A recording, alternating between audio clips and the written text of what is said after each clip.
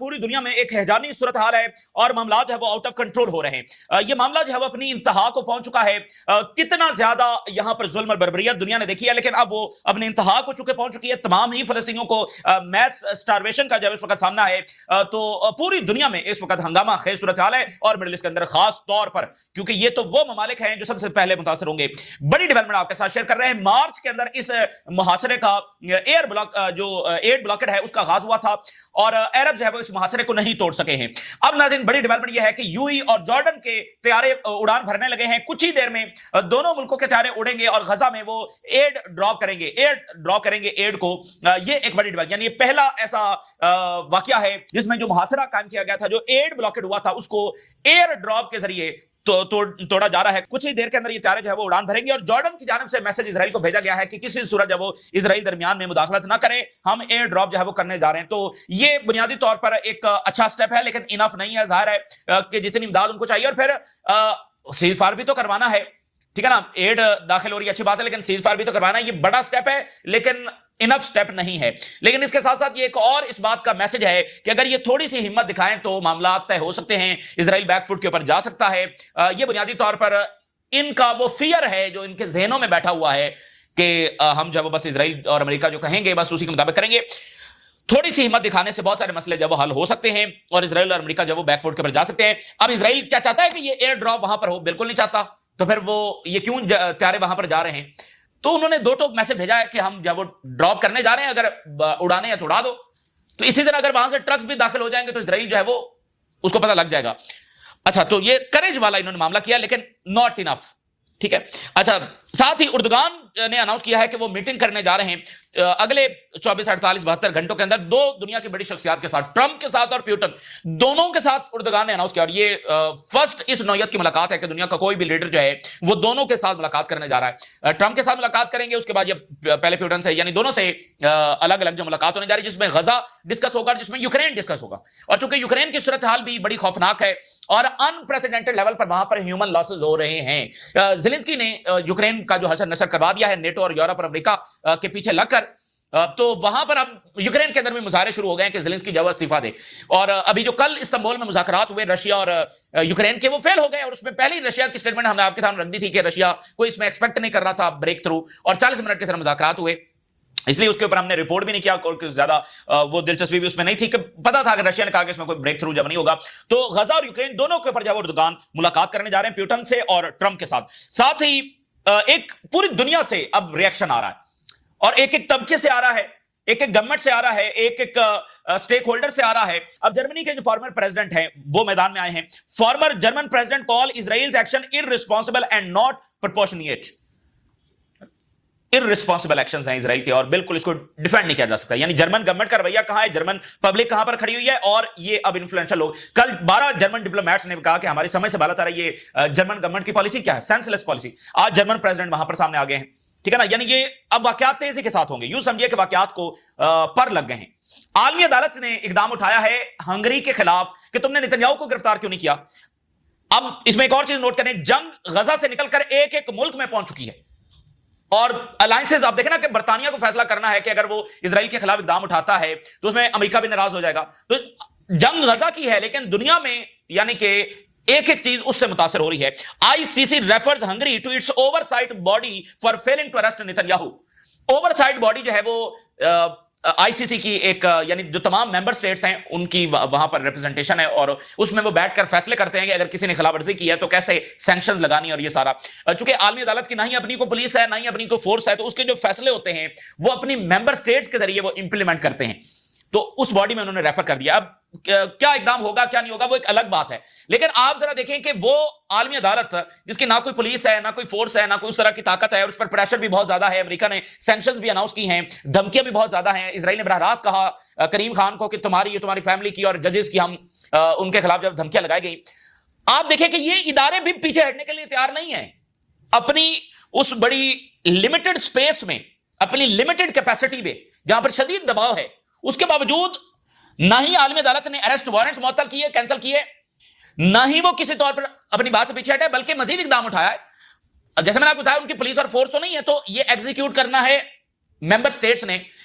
تو یہ بہت بڑی بہادری اور سلوٹ ہے عالمی عدالت کو کہ انہوں نے پھر بھی یہ اقدام اٹھایا ہے، اور اس سے ایک بوجھ ہے، ایک مسلسل ان کے اوپر ایک برڈن ہے کہ یہ فیصلے موجود ہیں۔ اگر ہم آج اپنی ہی عدالتوں کے فیصلے خود امپلیمنٹ نہیں کریں گے تو کل کو ہم کس منہ سے دوسری دنیا کے اوپر جا کر امپلیمنٹ کریں گے؟ تو بہرحال عالمی عدالت نے یہ ایک بڑا اقدام اٹھایا ہے۔ اٹلی نے بھی فلسطینی ریاست کو تسلیم کرنے کی حمایت جو ہے وہ انہوں نے کر دی ہے، اور آئرلینڈ نے ویلکم کیا ہے فرانس کے اقدام کو، تھرو آؤٹ دا یورپ اور تھرو آؤٹ دا ورلڈ جو ہے وہ فرانس کو ویلکم کیا جا رہا ہے اور اس پر اپریشیٹ کیا جا رہا ہے۔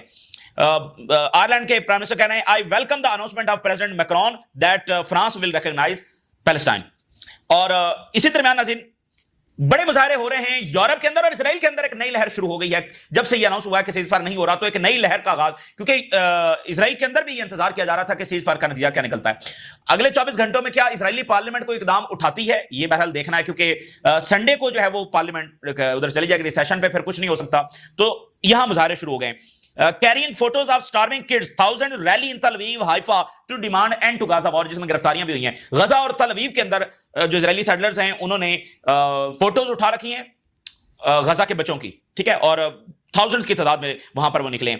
Thousands join sitting at Dutch train station in solidarity with Gaza, ہزاروں کی تعداد میں لوگ جو ہے وہ دھرنے میں آ کر بیٹھ گئے ہیں ایک نیدرلینڈ کے ایک فیمس جو ٹرین اسٹیشن ہے وہاں پر آ کر۔ تو پوری دنیا اور خاص کر یورپ جو ہے جگہ جگہ پر مظاہرے، جہاں پر ان کی لیڈرشپ جا رہی ہے وہاں پر سوال ہی غزہ کا ہو رہا ہے، ہر فورم میں بات غزہ کی ہے، دنیا کے لوگ غزہ کے علاوہ کچھ سننے کے لیے تیار نہیں ہیں۔ اور برطانیہ سے بڑی ڈیولپمنٹ یہ ہے کہ برطانیہ کے جو ایکٹرز ہیں، فیمس ایکٹرز جو ہیں، وہ آگے ہیں فلسطین کے حق میں، اور انہوں نے کہا یہ جو سٹارو کیا جا رہا ہے اس کو وہ کسی صورت سپورٹ نہیں کرتے، اور فلسطینیوں تک امداد پہنچنی چاہیے، اور فلسطینی ریاست کی حمایت کا اعلان کر دیا ہے برٹش بہت سارے فیمس ایکٹرز نے۔ اور برطانیہ نے اسرائیلی سیٹلرز کو ٹیررسٹ ڈکلیئر کر دیا ہے۔ The IDF has killed starving Palestinian civilians trying to get aid، اور سیٹلر ٹیررزم جو ہے وہ بڑھتا چلا جا رہا ہے، انہوں نے سیٹلرز کو باقاعدہ جو ہے وہ ٹیررسٹ ڈکلیئر کر دیا۔ یہ برطانیہ ہے آج کا، اور میں آپ کو بتاؤں برطانیہ کی بھی ایک بڑی تلخ تاریخ ہے اسرائیل کے ساتھ۔ برطانوی فوج آئی تھی ان کی آبادکاری کو یہاں پر یقینی بنانے کے لیے، لیکن اسرائیلیوں نے اس وقت ظاہر ہے کہ اسرائیل ابھی قائم تو نہیں ہوا تھا، لیکن انہوں نے برطانوی فوج ہی کے اوپر حملے شروع کر دیے تھے۔ برطانوی فوج کے بہت سارے فوجیوں کو انہوں نے مارا اور زخمی کیا۔ تو ایک تلخ تاریخ بھی ہے جس کو دبا دیا جاتا ہے، لیکن اب وہ ساری چیزیں کھل کر جب سامنے آ رہی ہیں۔ پھر ایک اور بڑی ڈیولپمنٹ دیکھیے، یو ایس ایڈ نے انویسٹیگیشن کی ہے، یو ایس ایڈ نے، اور یو ایس ایڈ نے یہ کہا ہے کہ کوئی ایویڈنس نہیں ہے امریکہ اور اسرائیل کے کلیمز کے بارے میں جو وہ حماس کے حوالے سے کرتے ہیں۔ U S aid analysis finds no evidence of massive Hamas theft of Gaza aid. بات سر یہ ہے کہ دنیا کو ایک ایسے فتنے کا سامنا ہے جو انتہائی برہم ہے، جو شاطر ہے اور جو جھوٹا ہے، ٹھیک ہے نا۔ یہ تمام خصوصیات صرف اسرائیل میں جمع ہوتی ہیں دنیا میں۔ میں آپ کو بات بتاؤں، یہ جو کچھ اسرائیل کر رہا ہے خود امریکہ جیسا طاقتور ترین ملک نہیں کر سکتا، یہ امریکہ بھی نہیں کر سکتا جو کچھ اسرائیل کر رہا ہے۔ وہاں کی پبلک اوپینین اس طرح سے کھڑی ہوگی اور گورنمنٹ کو پریشرائز کرے گی، تو یہ صرف اور صرف اسرائیل ہی کر سکتا ہے، اور وہ کر رہا ہے۔ خود برطانیہ بھی ایسا نہیں کر سکتا، فرانس بھی ایسا نہیں کر سکتا، دنیا کا کوئی ملک ایسا جو نہیں کر سکتا ہے جو کچھ اس وقت اسرائیل کر رہا ہے۔ تو برہم، شاطر اور جھوٹا، یہ ہر وہ کام جو خود کرتے ہیں الزام دوسروں پر لگا دیتے ہیں۔ یہ کئی مہینوں تک کہتے رہے کہ اور ہاسپٹلز کو بوم کرتے رہے کہ حماس ہیومن شیلڈ کے طور پر استعمال کرتی ہے، بعد میں پتہ چلا کہ یہ اصل میں تو خود ہیومن شیلڈ کے طور پر استعمال کر رہے تھے۔ تو اب یہ کتنا فضول کلیم تھا کہ حماس جناب امداد چھپا رہی ہے اس لیے ہم امداد بند کر رہے ہیں۔ دنیا میں کوئی ایسی جنگ بھی لڑی جاتی ہے، ٹھیک ہے، اگر مطلب حماس سے جا کر لڑو اس کا کوئی جواز نہیں ہے، لیکن پھر بھی حماس کو جا کر لڑو نا۔ تو جی حماس ایڈ چھین رہی ہے اس لیے ہم جو ہے وہ ایڈ نہیں بھیجیں گے۔ تو آج یو ایس ایڈ کی انویسٹیگیشن آئی ہے، وہ کہہ رہے ہیں کہ کوئی ایسا ثبوت ہے ہی نہیں۔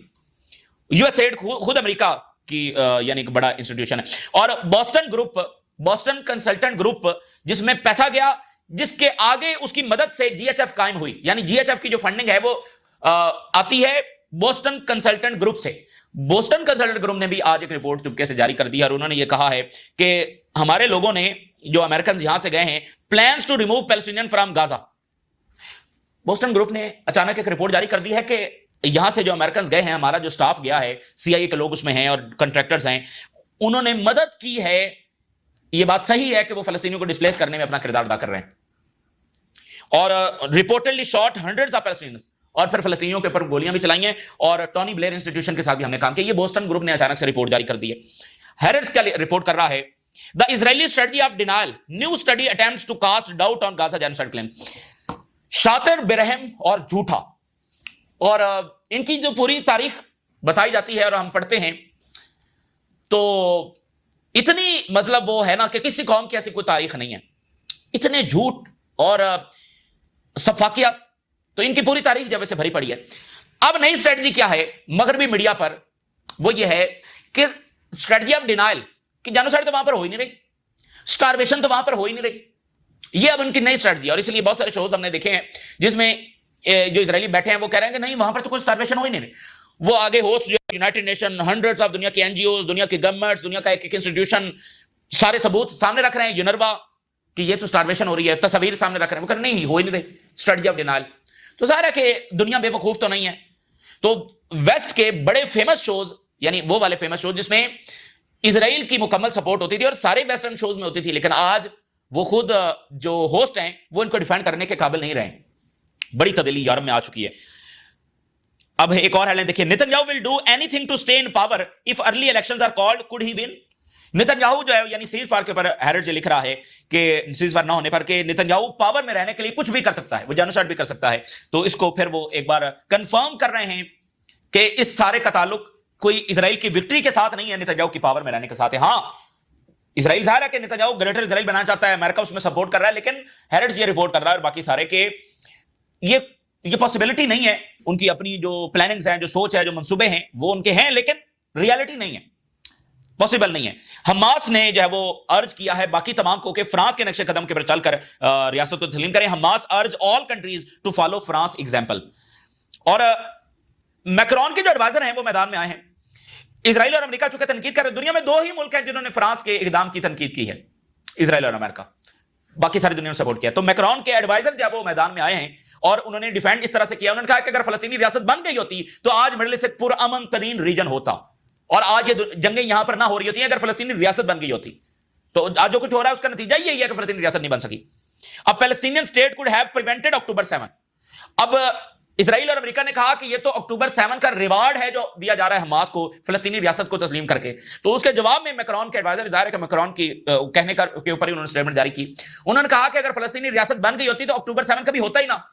بھائی پھر کیوں آ کر فلسطینی حملے کرتے ہیں؟ انہوں نے اپنی ریاست کے لیے حملہ کیا نا, اپنے حقوق کے لیے حملہ کیا. اور 40 سال سے ہم فلسطینی ریاست کی صرف باتیں کر رہے ہیں, یہ میکرون کے ایڈوائزر جواب دے رہے ہیں.